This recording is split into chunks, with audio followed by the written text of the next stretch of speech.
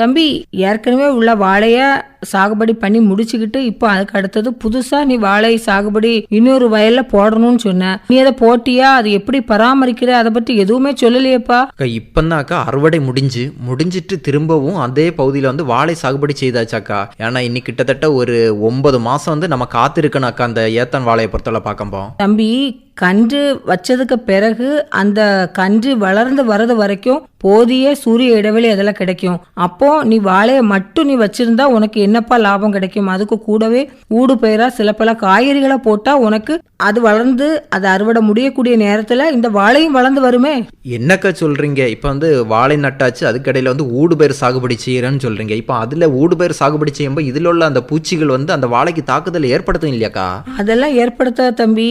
அதுக்கு தான் எனக்கு தெரிஞ்ச ஒரு விவசாயி இருக்காருலப்பா, அவர் வந்து இயற்கை முறையில காய்கறி சாகுபடி பண்றாரு. அதுவும் வாழைக்கு ஊடு பயிரா வாழை வச்ச 2 மாசம் அந்த பருவத்துல இருக்கக்கூடிய சமயத்துல அவரு ஊடு பயிர் வைக்கிறாரு. அது மட்டும் இல்லாம ஒரு வாழைக்கும் அடுத்த வாழைக்கும் அவரு 6 அடி இடைவெளி விட்டு வச்சா நம்ம காய்கறி மாதிரியான நிறைய சாகுபடிகளை பண்ணலாம் அப்படின்னு சொல்றாரு. அவரு கூட அவர் தோட்டத்துல கத்திரி, வெண்டை, தக்காளி, பச்சை மிளகாய், புடலை, பாவைக்காய் இந்த மாதிரி நிறைய ஊடு பயிரை வச்சிருக்காருப்பா. அப்போ இந்த வாழைக்கடையில வந்து ஒரு கிட்டத்தட்ட ஒரு 3 மாதம் வந்து ஊடு பயிர் சாகுபடி செய்து ஒரு அதிக வருமானத்தை எடுக்கலாம்னு சொல்றீங்க.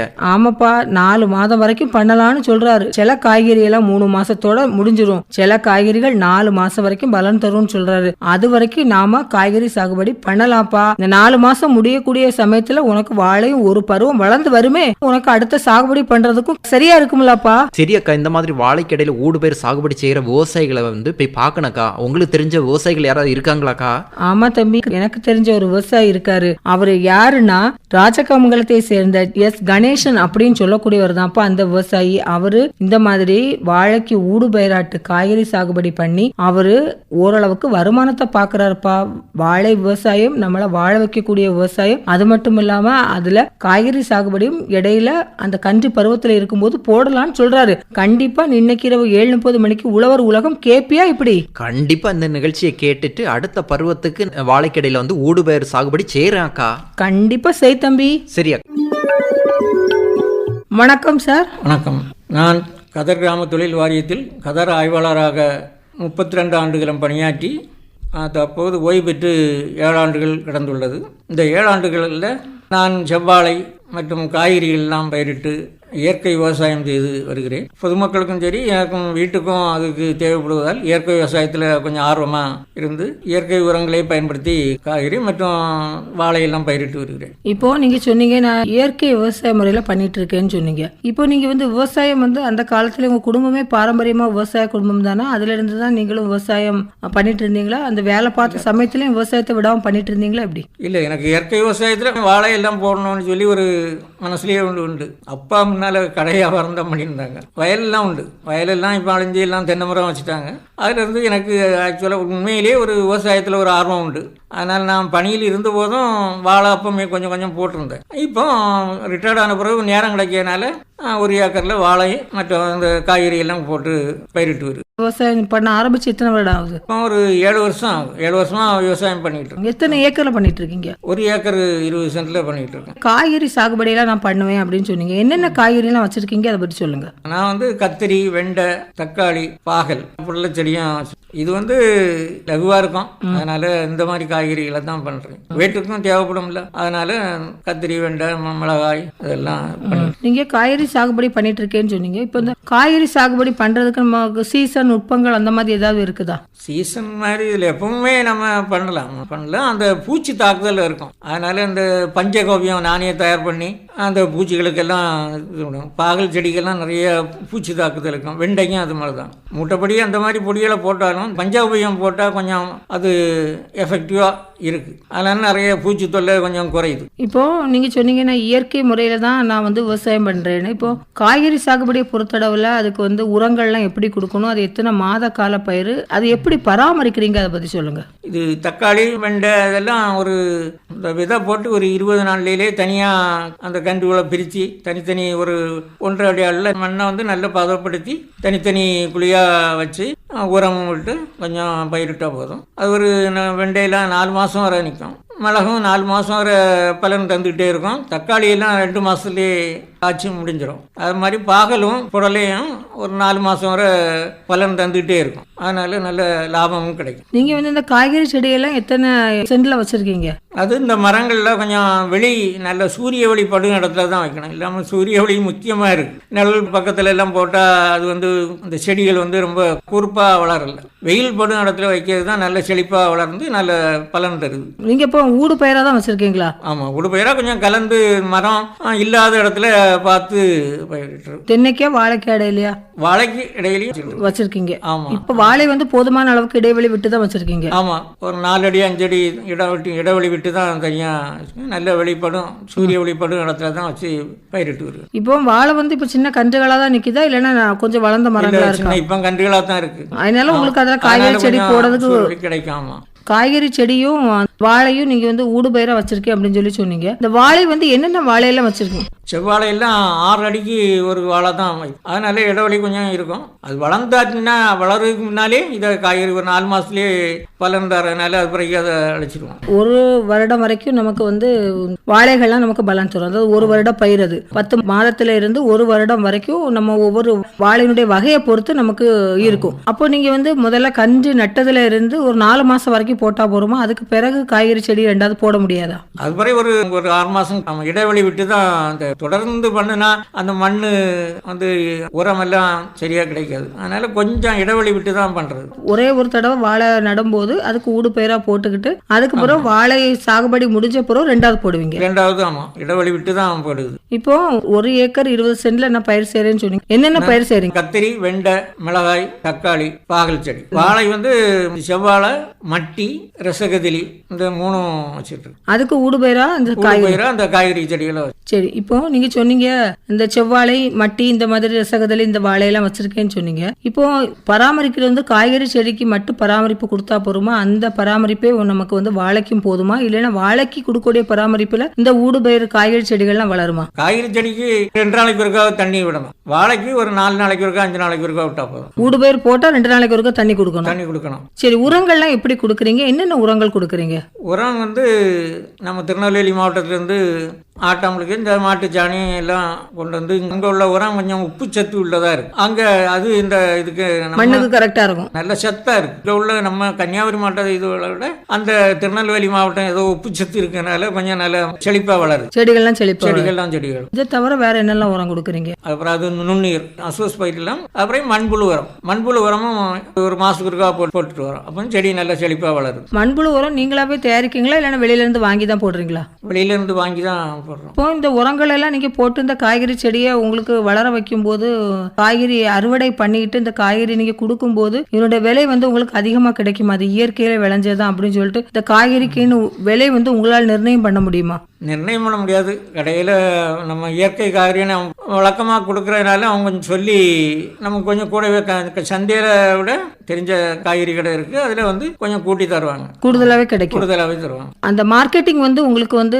பரவாயில்லை, அப்படிதானே? நீங்க கொடுக்கக்கூடிய காய்கறிக்கு போதுமான விலை உங்களால் கிடைக்குது. சரி, வாழை சாகுபடியை பொறுத்த அளவுல நீங்க வந்து ஒண்ணுக்கு வைக்கிற உரம் இன்னொன்னுக்கு போதும். அப்போ 2க்கும் நீங்க தனித்தனியா உரம் வைக்க தேவையில்லை. உங்களுக்கு வந்து அந்த வாழையெல்லாம் வளர்ந்து வரும்போது உங்களுக்கு உரங்கள் வந்து நீங்க திருப்பி காய்கறி சாகுபடி முடிஞ்சதுக்கு பிறகு நீங்க வாழைக்கு வந்து எத்தனை வாட்டி உரம் வைப்பீங்க? வாழைக்கு செவ்வாழைக்கு எல்லாம் 3 வாட்டி வைக்கும். முதல்ல இந்த கண்டு நட்ட உடனே அது பிறகு ஒரு 3 மாசம் கழிச்சு, பிறகு புதிய வாரத்துக்கும் 2 மாசம் முந்தி, அப்படி 3 தடவை வச்சாதான் நல்ல பலன் வந்து நல்ல நிறைய 7-8 சீப்பு நடக்கும். நல்ல கொலையும் நல்ல பெருசா இருக்கும். செலவழிச்ச காசு கொஞ்சம் டபுளா கிடைக்கும். இப்போ நீங்க செவ்வாழை எவ்வளவு வச்சிருக்கீங்க? செவ்வாழை ஒரு 120, ஒரு 30 கண்டு, அப்படியே ரசகதிலி மீதி ஒரு 50 கண்டு தான் நான் வச்சிருக்கேன்.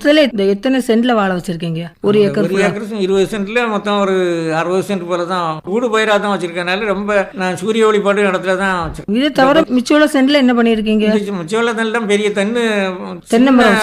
தென்னை நிக்க இடத்துல தான் வாழை நிறைய வச்சிருக்கேன். பெரிய தென்னை நிக்க இடத்துல வைக்கல, அதுக்கு சூரிய ஒளி கிடைக்காது. இப்போ உங்களுக்கு வந்து விவசாயம் பண்ணணும் அப்படின்னு சொல்லி ஒரு ஆர்வம் வந்து உங்களுக்கு எப்படி வந்துச்சு? இந்த 7 வருஷமா தான் நீங்க பண்றேன்னு சொன்னீங்க. ஒருவேளை ரிட்டையர்ட் ஆனதுக்கு பிறகு நம்மளுடைய டைம் வந்து கரெக்டான விதத்துல நம்ம செலவு பண்ணலாம் அப்படின்னு சொல்லி. ஆமா, காய்கறி டெய்லி காலையில போனா நம்ம செடி வளர பாக்குறதுக்கே ஒரு ஆர்வமா இருக்கும். நம்ம பூ வரும்போதுக்கு அது பிஞ்சு பிடிச்சி அதுக்கெல்லாம் பார்க்கறதுக்கே ஒரு டெய்லி தினமும் பார்க்கணும் போல இருக்கும். காலையில போனா எனக்கு பார்த்தா தான் ஒரு திருப்தி இருக்கும். அதனால அந்த ஒரு ஆர்வத்துல இயற்கை விவசாயம் பண்ணோம்னா நம்ம நிறைய நம்ம டிவியில பத்திரிகையில எல்லாம் போட்டு அது நஞ்சில்லா செடிகளை வளர்க்கணும்னு சொல்லியிருக்காங்கல்ல. அதனால நான் இயற்கை விவசாயத்திலேயே நம்ம இது பண்றோம், பயிரிடுவோம் அப்படின்ட்டு ஒரு ஆர்வம் இருக்கு. பொதுவா நீங்க சொன்ன மாதிரி இயற்கை விவசாயத்துக்கு நம்ம மாறினா நம்ம விற்கக்கூடிய காய்கறிக்கு வந்து விலை நிர்ணயம் நம்ம பண்ணா ஓரளவுக்கு நமக்கு லாபம் கிடைக்கும், அப்படிதானே? ஆமா, கண்டிப்பா நம்ம நிர்ணயம் பண்ணா நல்ல லாபம் கிடைக்கும். இருந்தாலும் கொஞ்சம் இயற்கை விவசாயம் பண்ண காய்கறி இயற்கையா தான் தயார் பண்றாரு அவருன்னு சொல்லியதுனால மக்கள் வாங்குவாங்க, ஆர்வமா கொஞ்சம் ஆர்வமா வாங்குவாங்க. சரி, இப்போ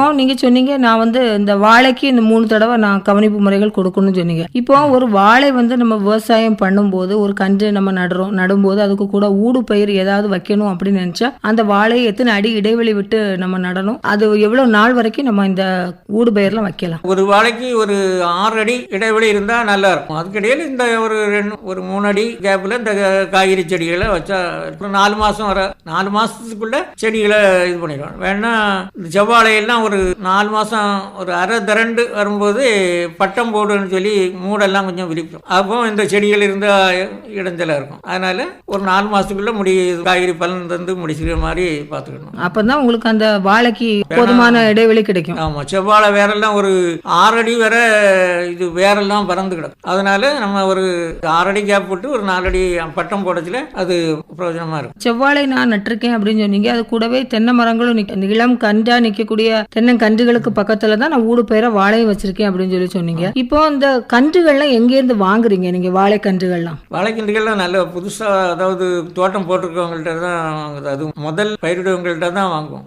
தொடர்ந்து அப்படி பயிரிட்டு வரவங்களுக்கு அந்த கன்று அவ்வளவு வீரியமா இருக்காது. அதனால புதுசா தோட்டம் போட்டு கொலை வெட்டின அந்த கன்றுகளை தான் வாங்கும். அதனாலதான் நல்ல வீரியமா இருக்கும், நோய் தாக்குதல் குறைவா இருக்கும். இப்ப 2-3 வருஷமா தொடர்ந்து அதிலேயே போட்டுட்டு வந்தாங்கன்னா அதுல வந்து அந்த கன்று அவ்வளவு வீரியமா இருக்காது. அதனால புதுசா தோட்டம் போட்டவங்கள்ட்ட தான் போய் வாங்கிட்டு வருவோம். இப்போ நீங்க போட்டிருக்கதெல்லாம் அந்த கலப்பினங்கள் போட்டிருக்கீங்களா, இல்லைன்னா நம்மளுடைய நாட்டு ரகங்கள் தான் போட்டிருக்கீங்களா? எல்லாம் நாட்டு ரகம் தான். செவ்வாழை, மட்டி, ரசகுதி எல்லாமே நாட்டு ரகம் தான். இப்போ நீங்க இந்த இயற்கை முறையில பண்ணக்கூடிய இந்த வாழை கொலைகளுக்கும் உங்களுக்கு வந்து அந்த போதுமான அளவுக்கு உங்களுக்கு லாபம் கிடைக்குதா? லாபம் ஓரளவு இயற்கை விவசாயத்தில் பண்றதுனால ஓரளவு அந்த கடைக்காரர்கள், கடை வியாபாரிகள் கொஞ்சம் ரேட்டை கொஞ்சம் ஓரளவு மற்ற கொலைகளை விட கொஞ்சம் அதிகமா தாராங்க. அதனால ஓரளவு லாபம் கிடைக்குது. இப்போ நீங்களாவே இதை வந்து தனியாட்டு சந்தைப்படுத்தினா உங்களுக்கு இதை விட லாபம் அதிகமா கிடைக்கும். தனியா சந்தைப்படுத்தினா லாபம் அதிகமா கிடைக்கும். அது கண்டிப்பா அப்படியே லாபம் கிடைக்கும். ஆனா நீங்க அந்த மாதிரி ட்ரை பண்ணல, நிறைய இது பண்ணிருந்தா அப்படி பண்ணலாம். அப்பப்போ கொஞ்சம் கொஞ்சம் கொண்டு கொடுக்கறதுனால நீங்க அதுக்கேற்ற மாதிரி பண்ணிட்டு இருக்கீங்க. ஆமா, இப்ப சந்தையிலாம் ஒரு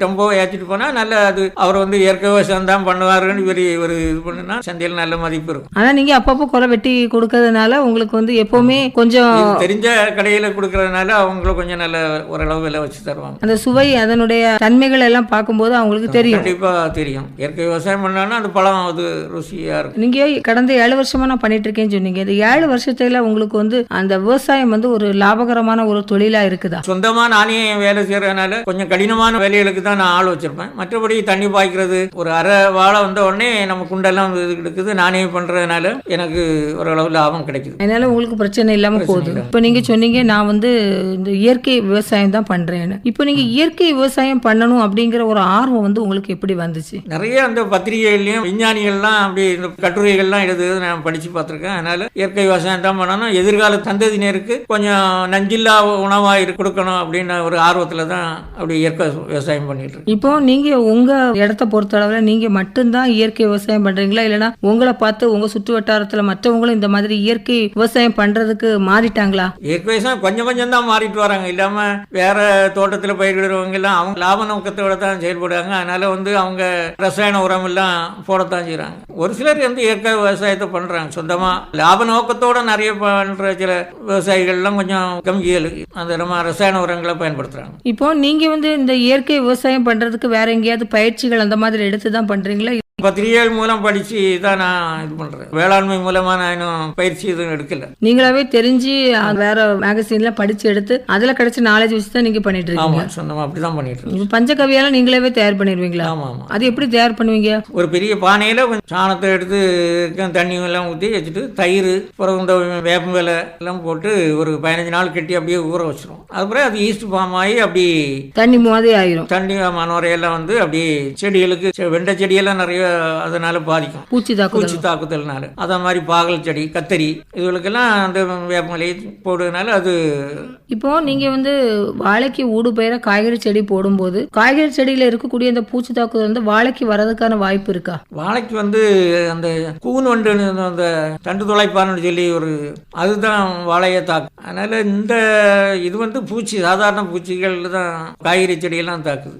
அதனால பாதிப்பு இல்லை. நீங்க இயற்கை விவசாயம் பண்றதுனால உங்களுக்கு வந்து பூச்சி தாக்குதல் வந்து குறைவா இருக்கா இல்லைன்னா பூச்சி தாக்குதல் அதிகமா இருக்கா? எப்படி? இல்ல, இயற்கை விவசாயம் பண்ணாலும் கொஞ்சம் குறைவா தான் இருக்கு. மற்ற இதுல கம்பேர் பண்ணும்போது கொஞ்சம் குறைவா தான் இருக்கு பூச்சி தாக்குதல். அந்த அளவுக்கு இல்ல. வாழைக்குமே அப்படிதான். வாழைக்கு நிறைய அந்த தண்டு துளைப்பான்னு கொஞ்சம் வரதான் செய்யுது. ஆமா, அதுக்கெல்லாம் என்ன மாதிரியான இது கொடுக்குறீங்க?